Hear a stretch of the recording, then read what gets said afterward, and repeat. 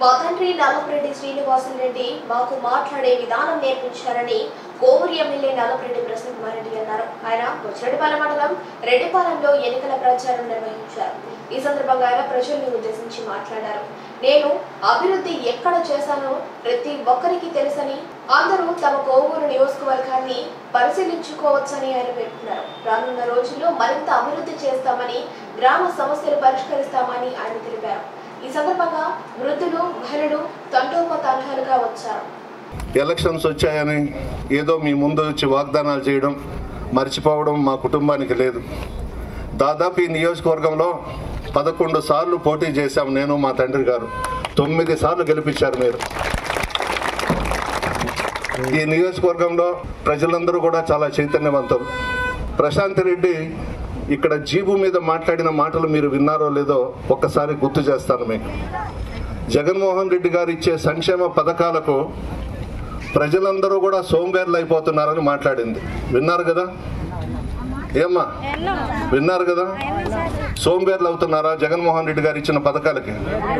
పేదరికం అనేది ఉండకూడదు, పేదరికాన్ని పూర్తిగా నిర్మూలించాలి, పేదలందరూ కూడా బాగుండాలి, ఆర్థికంగా చితికిపోకూడదు, ఆర్థికంగా కూడా బాగుండాలని చెప్పి జగన్మోహన్ రెడ్డి గారు సంక్షేమ పథకాలు ఇస్తూ ఉంటే ఈ అమ్మాయి ఇక్కడికి వచ్చి అందరూ సోంబేర్లు అయిపోయినారు ప్రజలందరూ అంటే ఆ ఇంటికి ఏమన్నా పనికి పోవాలేమో. మనం పెద్ద కోటేశ్వరాలు కదా, నడమంత్రపు సిరి కదా, ఆ ఇంట్లోకి పోవాలంటే 5 గేట్లు దాటాలి, కుక్కలు ఉంటాయి, సెక్యూరిటీ ఉంటుంది, వీళ్ళందరినీ దాటుకొని పోవాలంటే చాలా టైం పడుతుంది. అదే మన ఇళ్ళు, మీ ఇంట్లో బిడ్డ మీ ప్రసన్న కుమార్ రెడ్డి ఎప్పుడైనా తలుపులు తెరిచే ఉంటాయి. ఎస్సీలను కానీ, ఎస్టీలను కానీ, బీసీలను కానీ, ముస్లిం మైనారిటీ సోదరులను కానీ, మధ్యతరగతి కుటుంబాలను కానీ ఎవరు వచ్చినా నా దగ్గర కూర్చొని పెట్టుకొని మాట్లాడతాను. మా తండ్రి శ్రీనివాసులరెడ్డి గారు నేర్పించింది అది మాకు. పేదలతో బాగుండాలి, పేదల ఆశీర్వాదం మనకుంటే అన్ని విధాలా బాగుంటామని చెప్పడం జరిగింది. ఇంకా ఇంకొక మాట మాట్లాడింది ప్రశాంత్ రెడ్డి. వైఎస్ఆర్ కాంగ్రెస్ పార్టీకి సంబంధించిన ఇళ్ల ముందు మాత్రమే సిమెంట్ రోడ్లు వేసుకున్నారు, తెలుగుదేశం పార్టీకి సంబంధించిన ఇళ్ల ముందు రోడ్లు వేయలేదు అని మాట్లాడింది. ఏమ్మా నేను ఆ పని చేశానా? ఇక్కడ 50 లక్షలతో శాంక్షన్ చేయించి 25 లక్షలు సిమెంట్ రోడ్డు వేసాం. దాని మీద అన్ని పార్టీల వాళ్ళు పోతున్నారు కదా.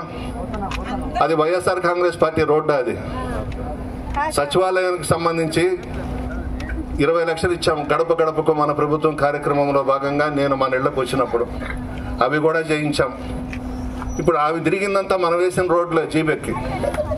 అదేంటంటే వైఎస్ఆర్ కాంగ్రెస్ పార్టీ ఇళ్ల ముందే రోడ్లు వేసుకున్నారు. ఇంకా ఇంకొక మాట, వెంకటరమణ 40 ఎకరాలు తినేసి ఉన్నాడంట.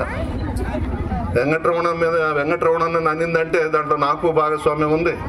రాఘవరెడ్డి అన్న మేమంతా తినేసినట్టే కదా.